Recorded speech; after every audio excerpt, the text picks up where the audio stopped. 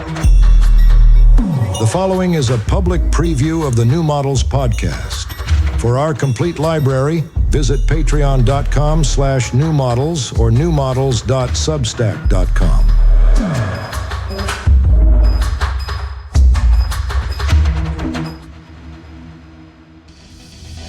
You're now listening to New Models.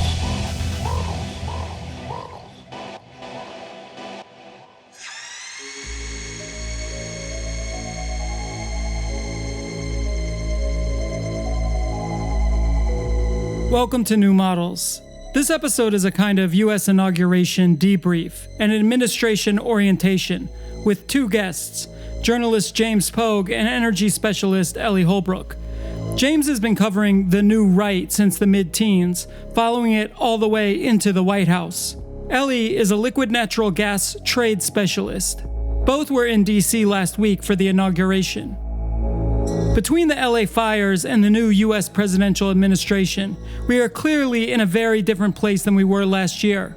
To make sense of everything, we asked Ellie and James to join us together to share how they see the world shifting. What we didn't know is that a few days earlier, Ezra Klein had also talked to James, and that episode came out the day after we recorded. It's also an interesting listen, and certain questions we had omitted for being too skizzed or conspiratorial, Klein actually brought up. Ezra Klein talking about the spiritual racism of Julius Evola seemed outside the realm of possibility, but now we know it is not. A clear takeaway: nothing is too esoteric, too occult, or especially too Twitter-brained to not be taken seriously in 2025. All that seems to matter is where the energy is going, whether that of affect, ideology, and attention, or that powering our homes, factories, and data centers. I'm Lil Internet, joined by my co-host Carly Busta. Our guests are James Pogue and Ellie Holbrook. Let's get into it.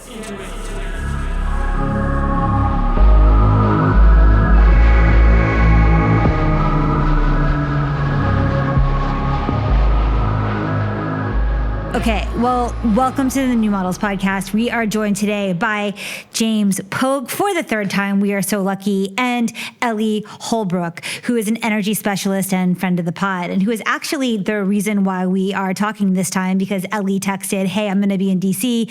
James is in DC. I'm sure it's going to be crazy. Let's chat. Of course, some background.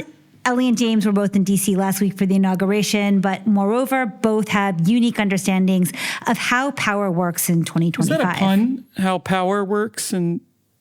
I don't get it. Energy. Oh, no, I'm not stupid. No, I did not. But anyway, yes. That's a pun. Ellie is an expert in the energy industry with a focus on liquefied natural gas, LNG. Prior to the escalation of the war in Ukraine, she was based in Moscow. She's since done some time in downtown New York circles and now lives in London. So Ellie, hi, thanks for being here. Hi, thank you for having me. James decreasingly requires any introduction, as he's become the voice to follow when it comes to making sense of what's going on in American politics. We last spoke to him this past summer after Ellie actually tipped us off to a series he had published in Granta on the power dynamics of the Central African Republic, the CAR, which revealed as much about the Sahel region as it did the West's own ideas of democracy. James has lived in Mauritania, he's ridden freight trains across America, written a book about the Bundy Ranch standoff, Chosen Country or Rebellion in the West from 2018, and has been covering the new right counter-elite since at least the first Trump administration, having interviewed J.D. Vance, Curtis Yarvin, Steve Bannon for a Vanity Fair piece that went viral a few years ago. So he's deep in this for multiple administrations now. He's a rare kind of journalist, one who can access the smoky back rooms of both parties, like it's the 70s. And group chats. That's true. His 11,000-word Vanity Fair long read was at the top of Apple News for I don't know how many days, but I read it and got it sent to me a few times, so it must have been a minute, which is huge for any kind of long read. It was about how the Dems lost the thread, more or less, and there was also, the same week, a heavily remediated New York Times long read on the big split in the Republican Party. So, James, welcome back to the pod. Thank you so much for making the time in what must have been an absolutely insane past week. Thank you for having me. It's been fun. I'm enjoying DC. I'm meeting a lot of people. Are you still in DC right now? Yeah, we're like kind of gonna stay here, I guess. Not to dox myself. Kidding. Yeah, don't judge me because I don't know. Part of my thing has been for a long time that I like don't spend any time in DC or New York, and it's like part of why people talk to me. I feel like, but just for the sake of literally not having to fly every time I do an interview, I'm kind of looking forward to being here. So, well, do you want to get into the first question? Well, yeah. I mean, I guess it was super cold in DC and it was probably pretty difficult to get close to any of the main action. But presumably you all watched the events and you encountered people, even just like regular people, in the context of the inauguration. So I wonder, like, what's the feeling in DC? What do you think made it into the AI embedding of inauguration 2025, both on like a sentiment level and also on like, some of the like pictures that are percolating in people's heads, just based on conversations you've had, if not things you saw first person? Well, can I jump in with something since you mentioned that it was cold? Because it wasn't that cold. Like, it really wasn't. I know. I was like, I felt like I was walking down Leningradsky Prospect, like the frozen wide road. And it was a minus 10, minus 11. Was that in Fahrenheit? It was nothing. Wait. Oh, yeah. In Fahrenheit, it was like 25 degrees on Inauguration Day. Yeah. So not to jump into this with a complete conspiracy mongering, but there was no reason to have moved the inauguration in time. And I was still, the American media, the American people, like everyone just bought this. Like it was completely normal. Millions of people flew into DC, millions. And they were like, oh, it's about to be sledding weather. We have to do this inside. So I really want to know what happened with that because I'm genuinely like not convinced that we know the full story on this. I mean, it was like convenient that an inauguration that involved a lot of indoorsmen would decide to have the inauguration indoors. That's true. But also, nobody knew in advance that all of the tech CEOs would be on stage. Was there a chance people would start booing or security risk for the bill? I mean... Yeah, there were a lot of people the Iranians had promised to kill, was one thing that I had been thinking. Yeah, I mean, as far as like... Because I had accreditation to go to the inauguration, and then I lost it because I'm not in the White House press pool, and so I didn't get to go to the actual Capitol, so I was super bummed.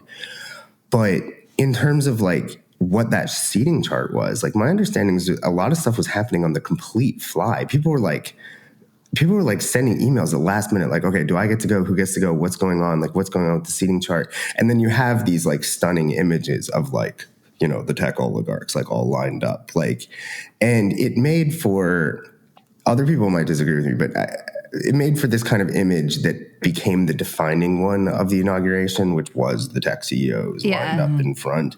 And I just think sometimes you can kind of like make too much of the seating charts at a place where it's like, yeah, the four guys who gave the most money get to sit in the front row. Like, I don't know, like this is not all the whole story behind what's going on here. Like, we could talk about the Central Valley water barons who are designing like Trump's natural resource policy and like how much influence those barons have versus the other barons over like a guy who is clearly in king mode right now. I'm not sure.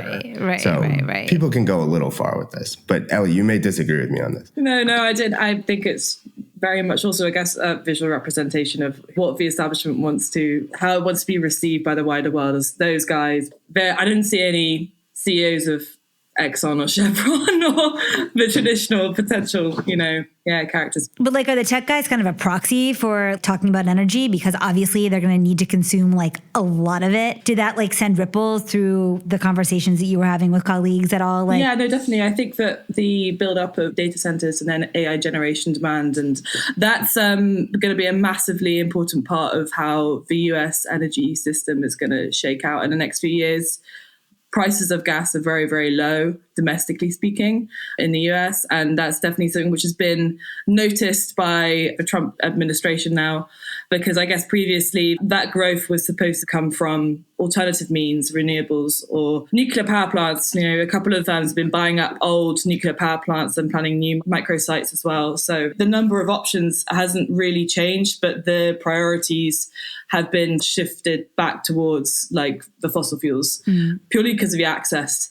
Just one thing I'm confused about, like, aren't energy prices in terms of like how we extract from our, you know, Western fracking traditional basins that Trump is like super into, or like the public lands drilling that he's super excited about, like, aren't we very close to being below a break-even price for these firms that do that work? Like, isn't this whole thing of drill baby drill like perilously close to being sort of like a debt finance pyramid scheme?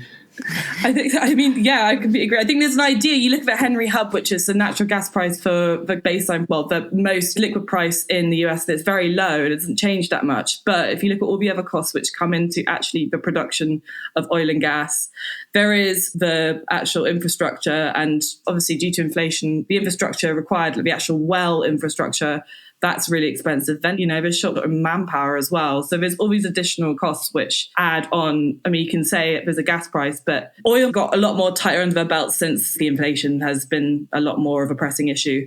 The price of the gas at the end of the day is cheap, but in terms of building out new capacity, it's not easy. But then you look at the upfront cost of a brand new nuclear power plant, it's a lot higher. Obviously, once it's up and running, it's very cheap, but you also have to deal with persuading people to let nuclear power plants being built on their land. And it has to be by water because you need to cool down the reactors as well. So there are a number of obstacles here. What I find interesting is the Inflation Reduction Act, which I think Biden brought in last year, and Trump has vowed to get rid of it. That actually is a bit of a red herring for the pro-fossil fuel argument, because a lot of the new production for hydrogen will come from natural gas. So a lot of the policies which were brought in and then scrapped immediately don't actually match up to this image of the drill baby drill narrative, I think. I mean, we're hitting on something that I think actually not a lot of people are talking about, which is like, you know, underlying this entire Trump thing has been this kind of idea of Turbo America. I don't know who like fed this to him, because this is like Twitter conversations and stuff that like people who follow and argue with Mark Andreessen on Twitter like are like, this is how we ought to do it. This is what's going on. If you want to look at the influence of like tech, it's not just Elon Musk being like, we're going to redo how the federal government does data and somehow that's going to like save $1 trillion off of our budget. Or like Elon like controls Trump's brain now because he's the shadow president or whatever. Like it actually is this thing of, you know what, F it. Like we're going hard. Like climate doesn't exist anymore. Like the only thing we can do is race to the stars. Like this, we have to do go. And whatever problems we have, we're going to grow out of them. It is actually a super non-conservative Turbo America vision. It's not that like MAGA people were ever particularly like degrowth. That's always been a term that's like completely anathema to them. But in a way, like in your heart, you're like, oh, a simpler, more like based, communal, chiller society would be fine with me. Like a lot of people were like coming from that zone. And that's like one of the reasons I'm like sort of able to talk to a lot of them. Temperamentally, that's where I come from. And very much, I think what you saw on Inauguration Day was, let's go, Turbo America, Stargate, like whatever problems we got, we're just going to solve them by putting more energy, more money, like let's run. And 10 years ago when all this got started, I think that would have been very strange to hear from the core what MAGA meant kind of people. Even 2 years ago, it would have been pretty strange. I'm building up to saying that like some of this was my fault because I waded in on Inauguration Day with this piece being like the MAGA people versus the tech people in the Times. And it kind of became this talking point for everybody. And it was like Steve Bannon, who is by his own description, you know, a traditionalist. And I had set up this thing of oligarchs versus Bannon, like not a complete dichotomy, but something like that. And then you saw them there at the inauguration and you were like, no, we see Trump's choice. And so it sort of like blew into this meme. But I think there is something actually there where it's like, for example, like, Ellie, do you know? Like, so just climate is over. Like, just no one cares. Like, just the whole thing is over now, right? Because like China, Russia, the US, just everybody's like, that's a nice thought. We'll do something about climate someday. But in the meantime, we have to do this intense, like hyper-technologized, energy-intensive competition to make sure that one of us doesn't become hegemonic. All right, let's go. So if you're just like a peon living in this world, like you might actually genuinely be a little dispirited here if you believe at all in like the vague idea that the climate stuff is real, which in fact I do. And so there is something a little scary about unleashing these forces. I think there are a lot of people here in the US, a lot of people here in Washington who are pumped because they're like, we never believed it was possible to tone back energy intensivity in our lives. And so we're going to have to unleash these forces ever further. No, I totally agree. And I think actually a lot of this narrative might have even started during 2022 when Russia invaded Ukraine. And basically, we've just seen the end of gas flows via Ukraine at the end of last year. So there was a transit agreement between Russia and Ukraine, which was obviously not renewed. There is still Russian gas going into Europe through Turkey, but a lot of the climate ambitions of Europe ceased or very much stepped back with a massive investment in LNG import terminals.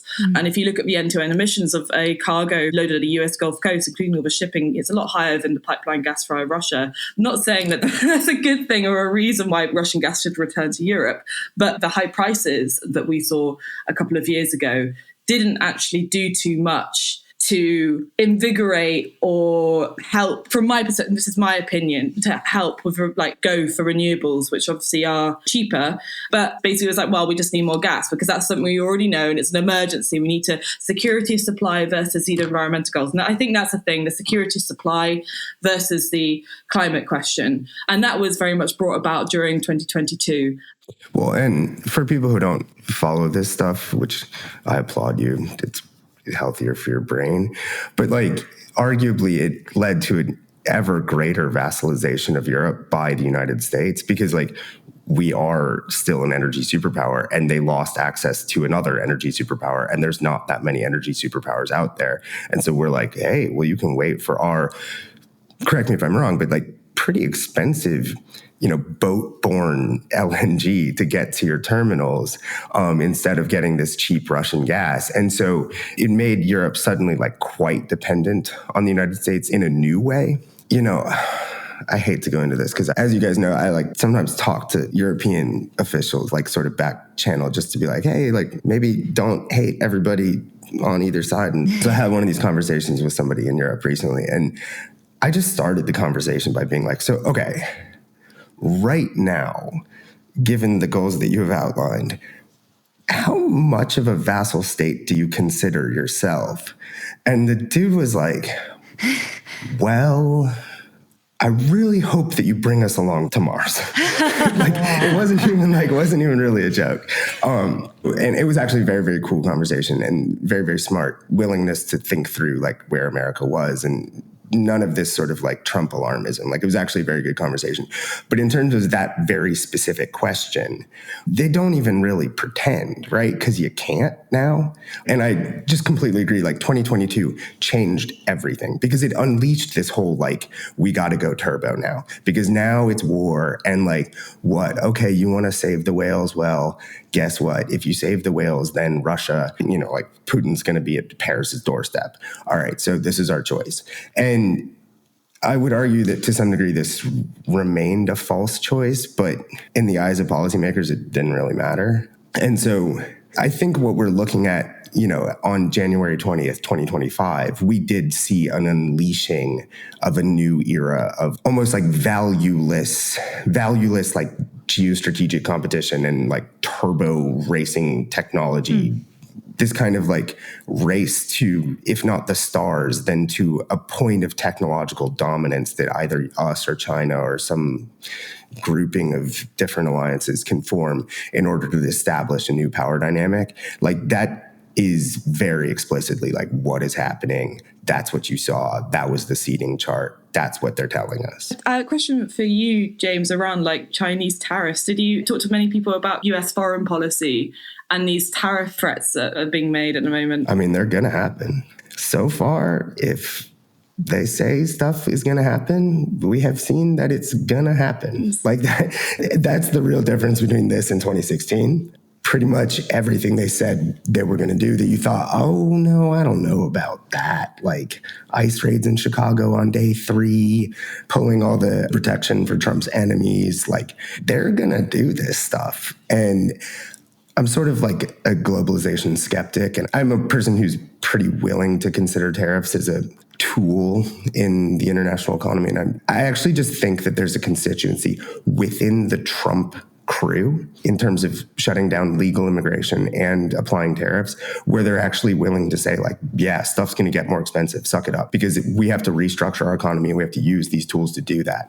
And I don't know if that can get sold to the broader American public, because I think in terms of like illegal immigration, actually the public is sold. We've seen that, like a 56% constituency to just deport everybody, which is unheard of in American politics. In terms of tariffs, it's much more complicated because people are really sold on this like free trade lifts all boats. But like within that movement, first of all, Trump wants it, and people will bend in a lot of different ways to make sure that stuff Trump wants, they'll do. Second of all, like, I actually think there's a lot of people who just think like, yeah, your car is going to get crazy expensive for a minute, but your car is already crazy expensive and nobody's making any money doing it. So we're going to put those factories in Mexico out of business, and then we're going to figure it out. And we're going to make a lot of money when we're rebuilding the factories in Detroit. Let's go. I think that's where they're at. Can I say something about the LNG side of things on tariffs? Because there was already, when tariffs were imposed on China last time, China stopped importing US LNG. I mean, that was at a time when the US LNG scene was pretty nascent, but now it's like massive. And also China has a lot of long-term offtake agreements with a lot of the new production, and a lot of this freedom gas, kind of all of these molecules of freedom coming to save Europe. But, you know, a lot of those production sites have been underpinned and financed by long-term offtake agreements with Chinese buyers. And also a lot of these contracts have flexible destination clauses. So any tariff on Chinese goods might have retaliation on other interests of the US. This is where your knowledge goes beyond mine. Sorry. Now I'm just listening with interest. In all honesty, I don't really understand the downstream effects of some of these things.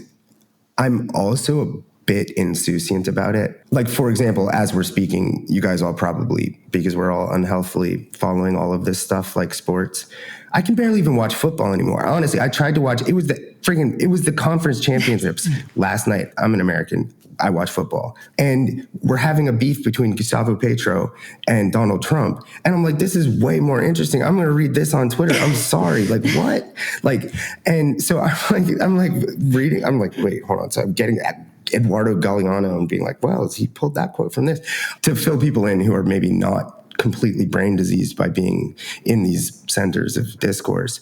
Like, as we're living at this moment, there's this thing playing out between the US and Colombia, because Colombia refused to accept these military flights, to accept these deportees. And Trump threatened first 25% tariffs on across the board on like all Colombian goods, and then 50% when he clapped back. And I think Petro has now caved, but we can't send military flights. And there's going to be now like high level diplomatic meetings. And so like, somehow everybody's going to come out happy off of this. But there was this whole sort of like spiraling thing from the traditional media being like, well, don't you understand? Like, cut flowers and coffee are going to get much more expensive. And 10 years ago, if you said that to the American people, and Fox News would say this, like Trump would get up there and say, we're going to tariff these countries. And on Fox News, like these sort of traditional people who probably voted for Trump but are in the traditional Republican wing would have said, we're going to get higher prices on cut flowers and coffee. And like the American people are really going to be upset about that. Now you say that and like you're swamped with literally millions of like Elon Musk fans being like, how weak can you be? Who cares if coffee's more expensive? Let's grow our own coffee. Like, we don't need Colombian slaves to cut our flowers. I don't care. Flowers are ephemeral. And you're like, wait, what happened? Like, and what happened is Twitter. Like, Twitter became a Trump tool, and now it's sort of like shaping these ideas that were unsayable in the mass media before, because the mass media really took the Kool-Aid of globalism and global trade being the solution to all problems. But now I don't think the American body politic buys this stuff. Like, you saw AOC come out and say like, cut flowers and coffee are going to get more expensive. Are you ready for this? And like, it's weird actually to hear a Democratic socialist say that, because isn't that actually running against like certainly what Bernie Sanders would have said his entire career up until bending the knee in 2020 and doing what he had to do to join the popular front against reemergence of Trump. I actually think that just those arguments no longer work. And that's completely uncharted territory in my lifetime. You have never heard Americans say, yes, we will accept higher prices for social benefits that will come down the road. But you have Bang energy drinks anyways. You don't need beans in Colombia for those. Yeah.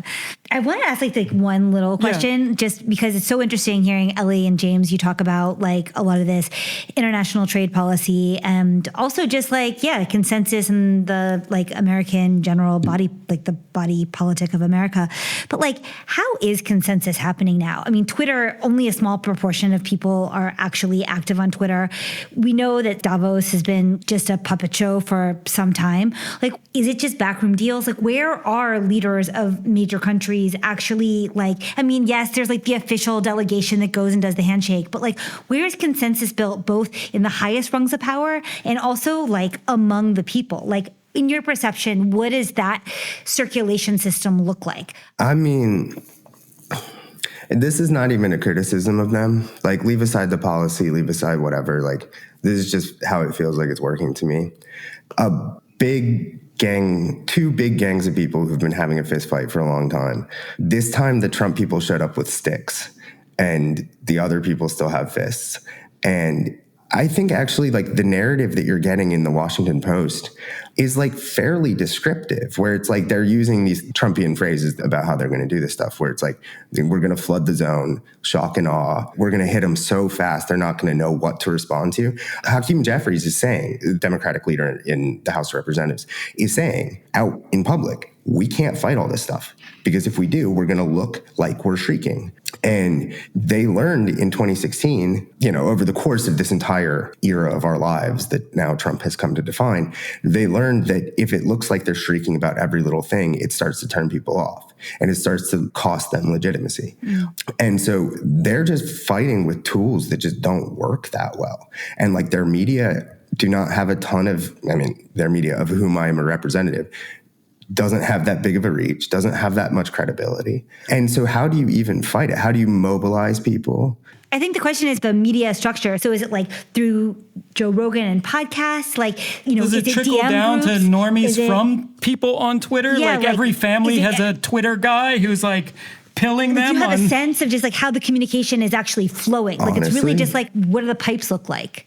Honestly, I think a lot of it is that, actually. I think Twitter has enough reach, and it's like it currently works in such a way to drive people into a very narrow ideological band, such that you have a super, super committed, I don't know. I have no idea what percentage of America actually actively uses Twitter. A small number, because it's like 25% use it now, and a small percent of that are active every day. Right. But if you have this ultra committed ideological formation that is just getting input every day and then coming back and be like, we're going to go to war. We're going to do this. This is what we're like. It didn't even work that way for Democrats. There was more ideological diversity, I think, on Twitter in the era pre-Elon. Mm-hmm. And it still functioned at that time as kind of the ultimate editor of the American media, the ultimate forum for American politics.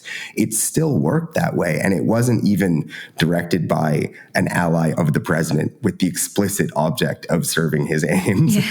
And so I think a lot of it is that even the Washington Post and the New York Times are sort of responding to stuff that is happening there where decisions are getting made about who's going to be in, who's going to be out, how this is going to work, and then looking and going, okay, what we do is we write about Twitter. There's one thing I noticed, though. The Democrat progressive platform was so obsessed with the scale of the individual, like individual identities and how to make things more equal to all of the different types of individuals. Yeah. It's kind of like Trump MAGA movement realized there was like an arbitrage opportunity there in terms of scale itself. Like if we pill people on Turbo America, on the biggest scope vision for the country and say that's where all the effort needs to be focused. Mm-hmm. It's like suddenly seems like when they're not shrieking about individual things, they're extolling and cheering for individual gains, right? It felt really suburban. It's really hard to fight that when you've spent almost a decade building a platform based on the scope of individuals. What if I gave you a more sympathetic take on that? because I have a theory for why this happened. Sure. The way I've been putting this to people is like,